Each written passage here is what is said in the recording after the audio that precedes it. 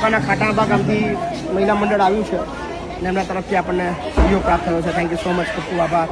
ખૂબ આભાર તમારો. ગોપી મંડળ ખાટાંબા તરફથી 11,300 રૂપિયાનું રોકડ અનુદાન પ્રાપ્ત થાય છે આપણને. Thank you.